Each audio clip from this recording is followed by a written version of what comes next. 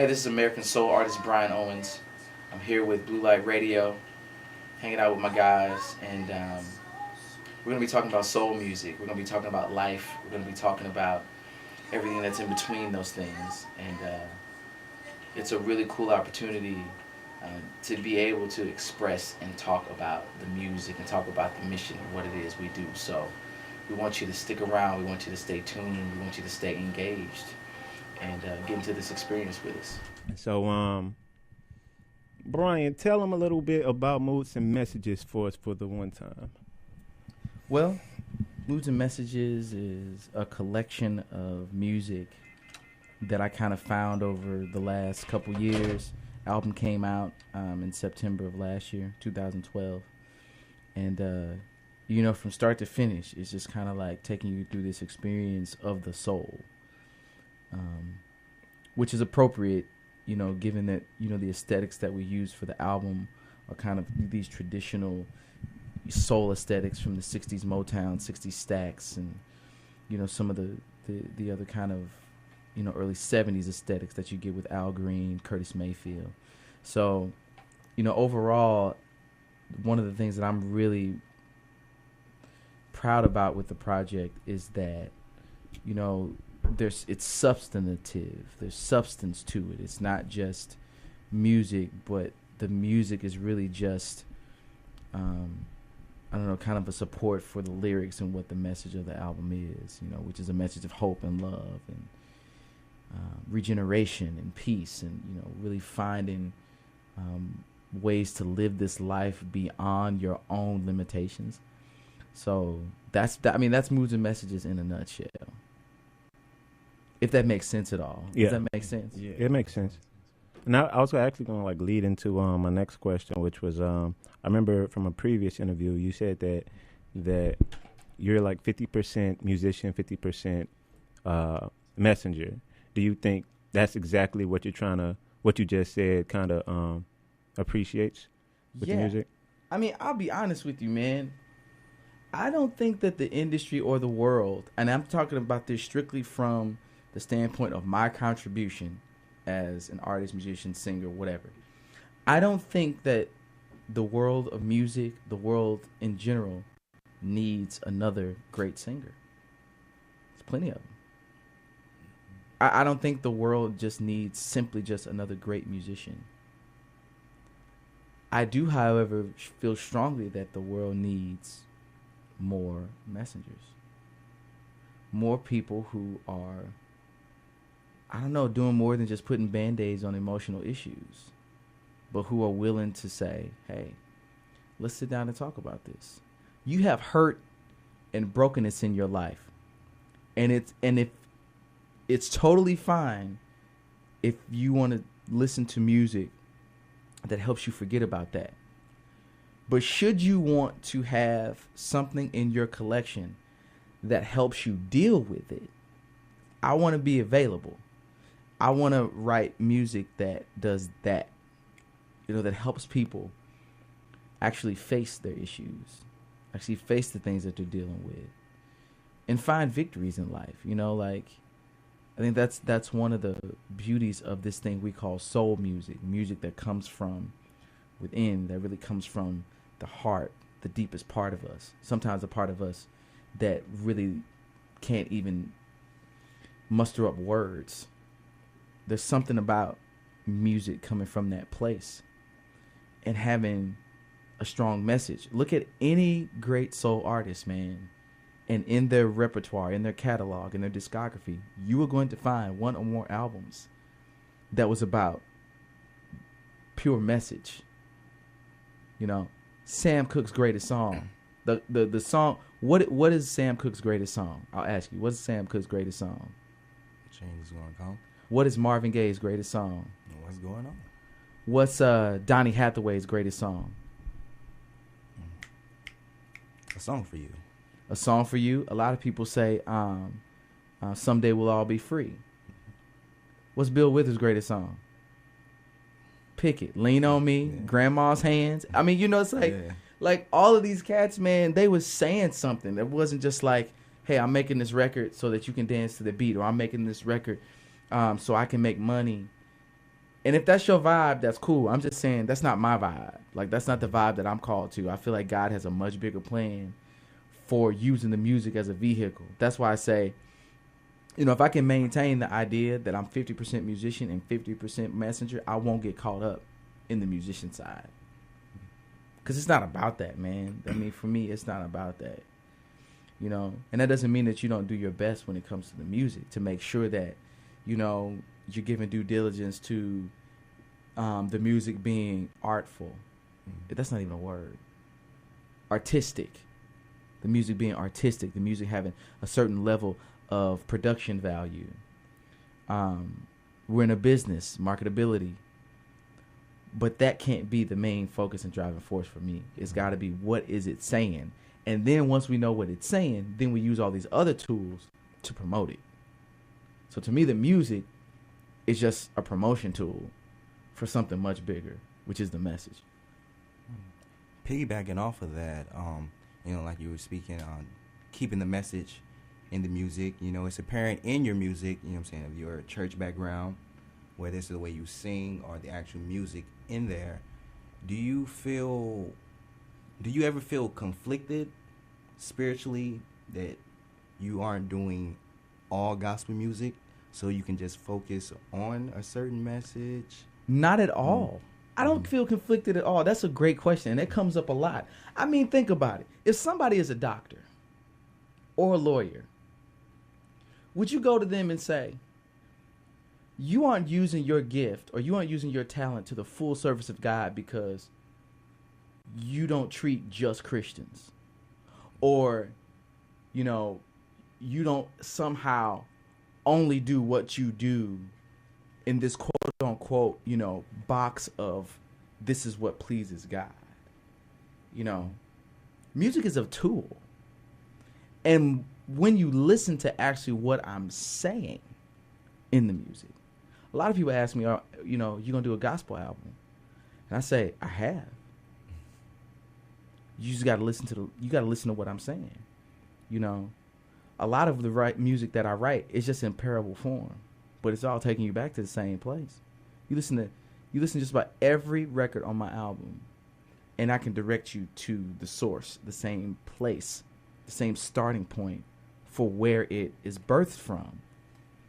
And to be honest with you, not everybody in this world is going to be reached for the cause of the gospel from somebody taking a direct approach at them. Not everybody is going to be reached because they came to a church. Who is going to go to the people? See, that's a whole nother concept. It's like, you know, what if I'm not just 50-50? What if it's not just about being 50-50, 50% musician, 50% messenger? You know, what if it's 25%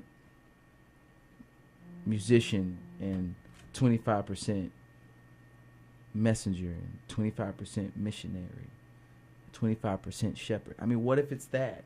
You know, I think that we have to exist outside of, you know, what we have come to accept as, well, this is how you honor God with your talent.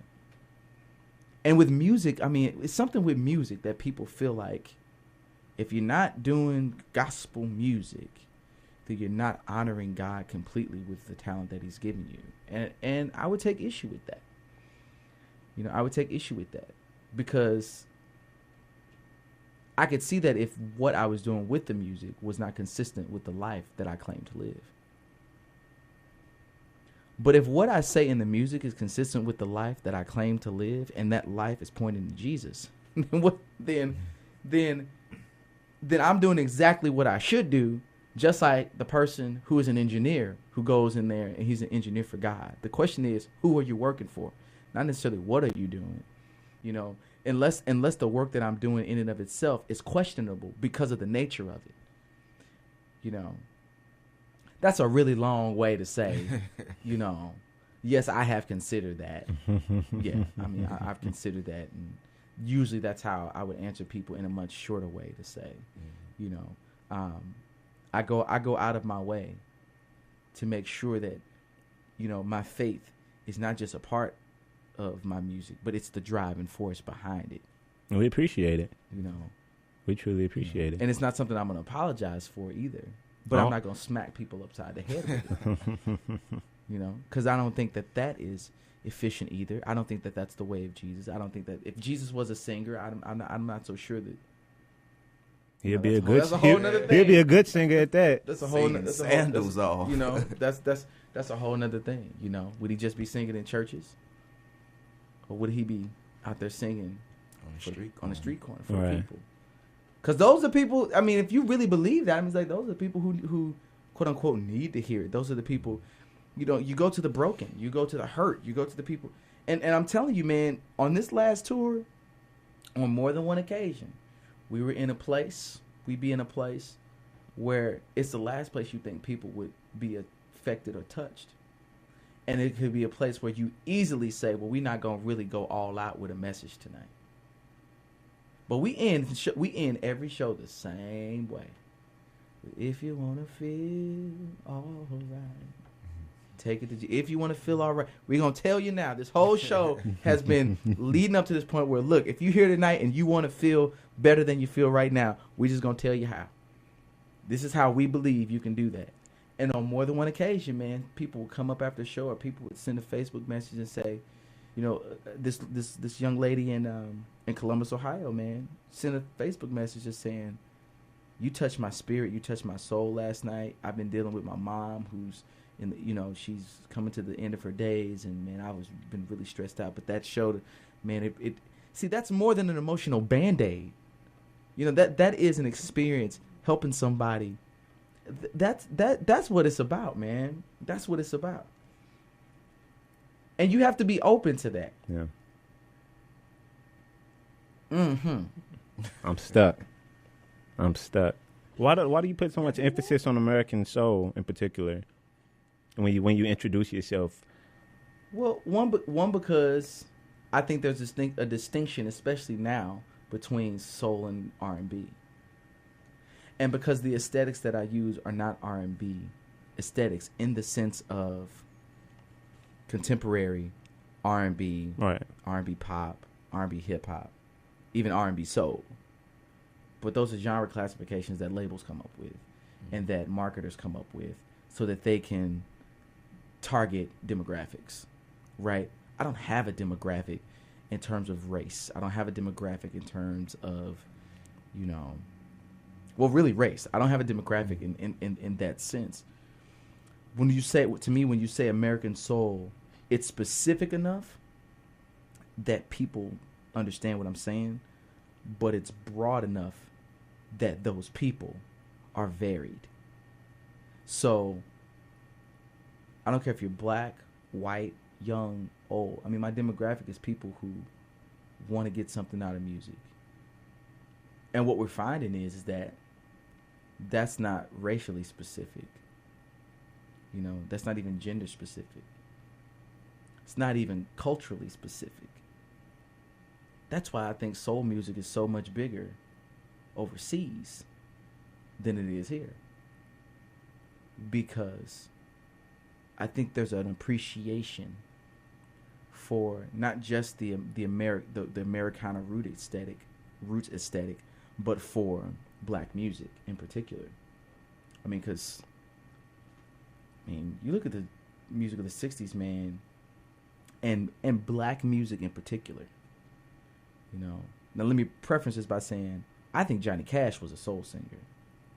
I look at Luciano Pavarotti and I say, man, that cat was a soul singer, singing from his heart, singing from a place that is so beyond, just the physical act of singing from from a place that isn't about entertainment, but it's just about the song and interpreting.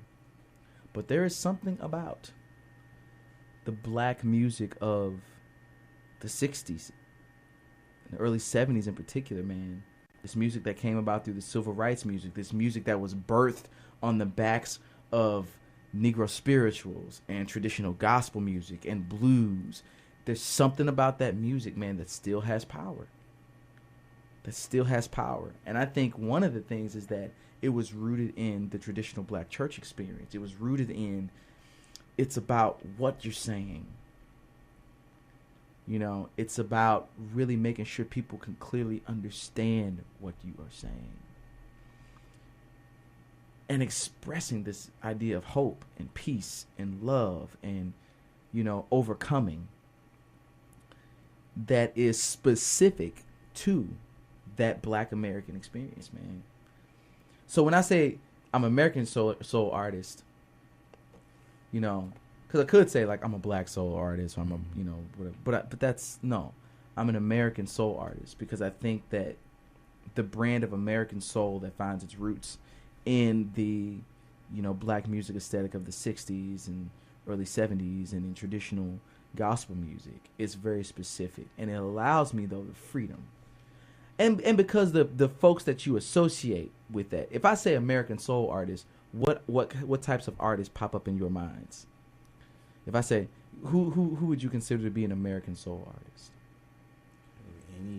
Not even from this time period, but just like in general. Who would you consider to be an American soul artist? All the people from the 60s and from Motown. Give me some names. Give me some names. Robinson, Smokey Robinson. David Ruffin. Ray Charles. Shy Lights, you know. Shy Lights. People, all of them. So when I say that I'm an American soul artist, then what comes to people's minds? Hopefully. Those same type of people. Are those same type of people. So off the bat then, it puts me in a different place. Right. As opposed to if I told you I'm an R&B artist, who would come to your mind? Trey Songz. See what I'm saying? This has been a wonderful exercise. Thank you. It's been a wonderful exercise in genre specifications and marketing.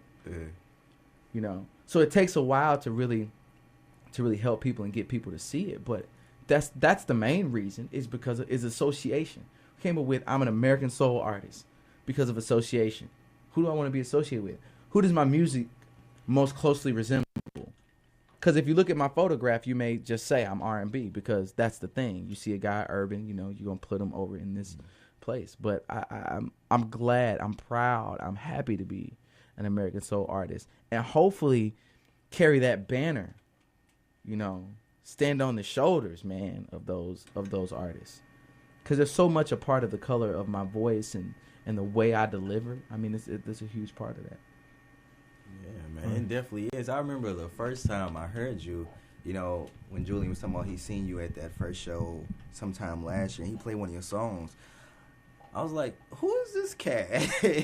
It sounds like somebody from back in the day. It didn't sound like it was from now. It sounded like how you were talking about Ray Charles and how it sounded so bare.